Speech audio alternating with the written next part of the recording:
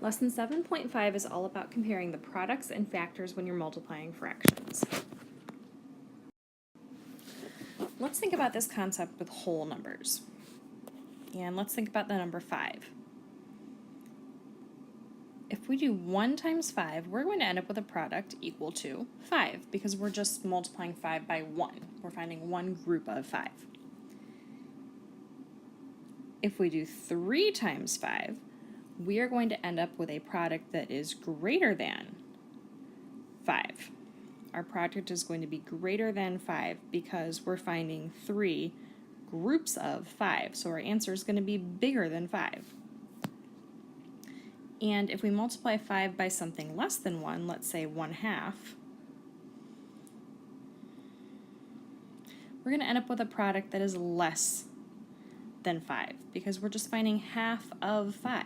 So our answer is going to be less than 5, right? Half of 5. So we're multiplying by something less than 1. We're going to end up with a product that's smaller than this factor. So the same applies for fractions. Let's think about the fraction 7/8. If we do 1 times 7/8, we're going to end up with a product equal to 7/8.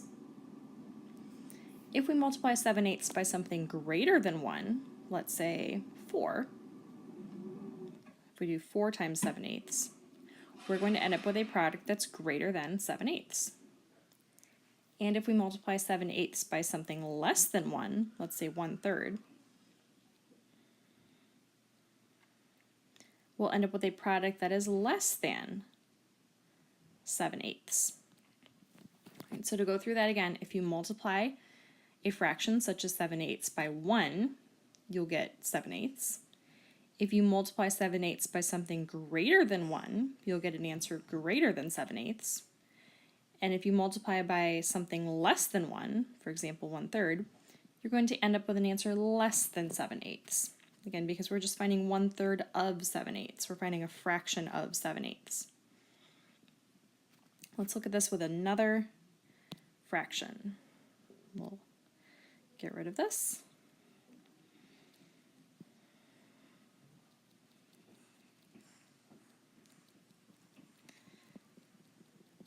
And let's look at the fraction 2/3. Okay, so if we multiply 2/3 by 1, our product is going to just be 2/3. And the same applies for multiplying by anything equal to 1. So for example, 4/4 is equal to 1. So if we do 4/4 times 2/3, we're still going to get a product of 2/3. Because 4/4 is equal to 1. So anytime you multiply by 1, you're not changing the value of what you're multiplying by. All right, so 1 times 2/3 is going to be equal to 2/3. If we multiply by something larger than 1, let's say we multiply by 5, we do 5 times 2/3, our product is going to be greater than 2/3 because we're finding 5 groups of 2/3.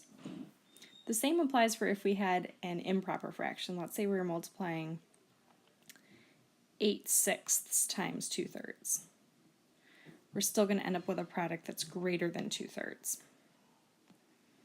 So if you multiply by something greater than 1, you'll end up with a greater product. And if we multiply by something less than 1, let's say we're multiplying 1/4 times 2/3, we'll end up with a product that is less than 2/3.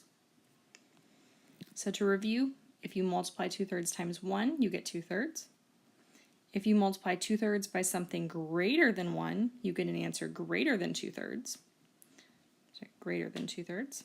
And if you multiply by something less than 1, so 2/3 times something less than 1, you get a product that is less than or smaller than 2/3.